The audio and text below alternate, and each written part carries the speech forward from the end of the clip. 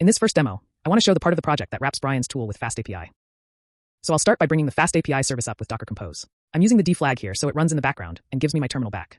If you're doing this for the first time, this step may take longer on your machine. So while Docker is building, this is a good time to give a little bit of context. Brian's command line tool is the original upstream behind this project. It handles the heavier local MLC workflow underneath, like preparing the environment, building parts of the toolchain, producing model artifacts, compiling model libraries, and launching the local runtime. What my repo does is not replace that tool. Instead, it puts an API layer on top of it so the workflow is easier to run, check, and manage from a service point of view. If you want to compare this with the original upstream tool directly, I linked Brian's repo in the README.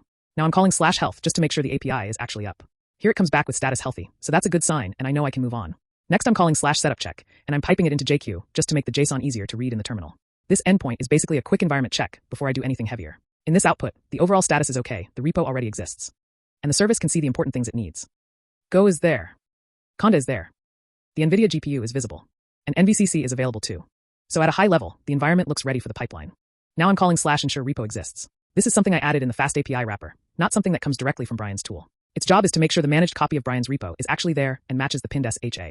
The pinned SHA is not always the newest upstream commit. It is the specific commit this project has decided to stay on because it has already been checked and is considered a safer, more reliable version to use. So this endpoint either confirms the repo is already in the state I want, or it helps bring it back there if it is missing or out of alignment. In this case, it says the repo already exists and is aligned, so I know I'm starting from the expected version. I'll explain that more in the upstream verification and promotion demo, where I'll show how this project keeps track of the pinned SHA, notices when upstream has something newer, and decides whether it is actually safe to move forward. Now we're triggering /build. For this demo, I'm using the install wheels action because it's faster and easier to sit through on video than a heavier full build, but it still shows the main idea. fastapi is calling Brian's workflow underneath and streaming the progress back live. I'll speed this part up in the video so it doesn't drag on too long. Notice the output has data at the front of each line. That's because this endpoint streams through server sent events, or SSE. So the data part is just the stream format, and what we're seeing is the build log coming back live through the API instead of waiting for one big response at the end.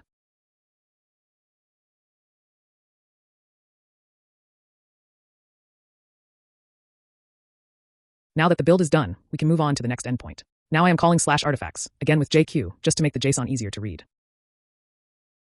This endpoint lets us see the actual local outputs the pipeline has already produced, like wheels, model directories, and compiled libraries. So this is a quick way to confirm that the earlier steps really created usable artifacts and not just terminal logs. Now we're calling /run.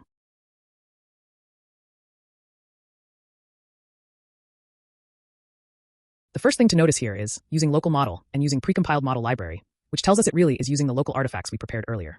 Then we see a section that says you can use the following special commands with things like help, exit, stats, and set. That tells us this path is really meant for an interactive terminal session. We also get warning. Input is not a terminal, FD equals 0, and then the process finishes with done, without us actually chatting back and forth with the model. That is the key limitation here. The run endpoint can launch the model, but it does not give us a clean way to keep interacting with that same running model through the API. Still, it is useful as a runtime check. It tells us that the local model, the compiled library, and the runtime can all start the way we expect. But it is not the path we want to use for actual API-based interaction with the model. And that's why the actual interaction flow is handled separately through the /chat endpoints, which I'll show in the next demo.